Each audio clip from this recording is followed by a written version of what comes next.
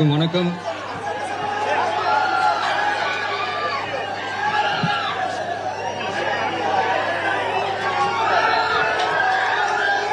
இன்னைக்கு நம்ம எல்லாருக்குமே ரொம்ப சந்தோஷமான ஒரு நாள்.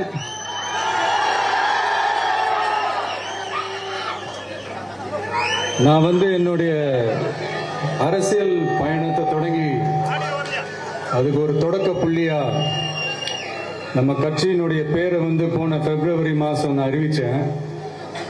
அன்னிலிருந்தே பாத்தீங்கன்னா ஒரு குறிப்பிட்ட ஒரு நாளுக்காக நீங்க எல்லாருமே வெயிட் பண்ணிட்டு இருக்கீங்கன்றது எனக்கு நல்லா தெரிஞ்சது. எஸ் நம்ம முதல் மாநில மாநாடு, அதுக்கான ஏற்பாடுகள்லாம் நடந்துகிட்டு இருக்கு. கூடிய சீக்கிரமே அது என்னைக்கு எப்போன்றதெல்லாம் நான் உங்களுக்கு அறிவிச்சிடுறேன். பட் அதுக்கு முன்னதாக நீங்க எல்லாருமே கொண்டாடி மகிழ்வதற்காக நம்ம தமிழக வெற்றி கழகத்தினுடைய கொடியை இன்னைக்கு நான் அறிமுகப்படுத்தியிருக்கேன்.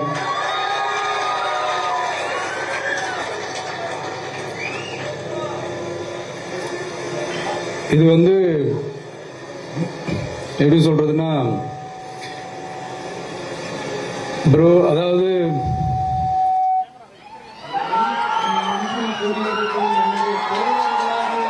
உங்க முன்னாடியும் சரி, என் நெஞ்சில் குடியிருக்கும் தமிழ்நாட்டு மக்கள் அனைவரும் அவங்க முன்னாடியும் சரி, இன்னைக்கு அந்த கொடியை அறிமுகப்படுத்துறதுல எனக்கு ரொம்ப ரொம்ப பெருமையா நினைக்கிறேன்.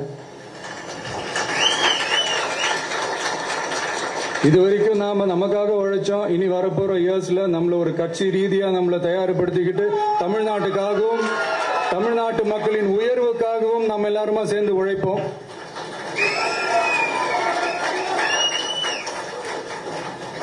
இந்த புயலுக்கு பின் அமைதி, ஆர்ப்பரிப்பு, ஆரவாரம்னு நம்மளுடைய கொடிக்கு பின்னாடியும் ஒரு இன்ட்ரெஸ்டிங்கான ஒரு வரலாற்று குறிப்பு ஒன்று இருக்கு. அது என்னன்னு அதான் நீங்க எல்லாம் ஒரு நாளுக்காக வெயிட் பண்ணிட்டு இருக்கீங்கன்னு சொன்னல. அன்னைக்கு நம்மளுடைய கொள்கைகள் என்ன, நம்மளுடைய செயல் திட்டங்கள் என்னன்னு சொல்லும் போது அன்னைக்கு இந்த கொடிக்கான விளக்கத்தையும் நாங்க சொல்றோம். அது வரைக்கும்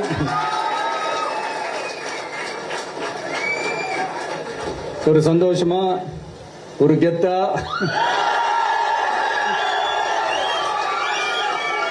நம்ம இதை ஏத்தி கொண்டாடுவோம். இது வெறும் நம்மளுடைய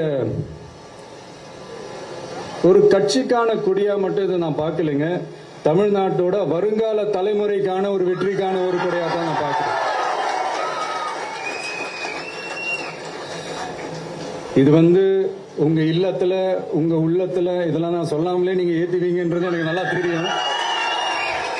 பட் இருந்தாலும் அதுக்கான அந்த முறையான அந்த பெர்மிஷன்லாம் வாங்கிட்டு அந்த ரூல்ஸ் அண்ட் ரெகுலேஷன்ஸ்லாம் ஃபாலோ பண்ணிட்டு அனைவரிடமும் தோழமை பாராட்டி நம்ம இதை ஏற்றி கொண்டாடுவோம். சரிங்களா?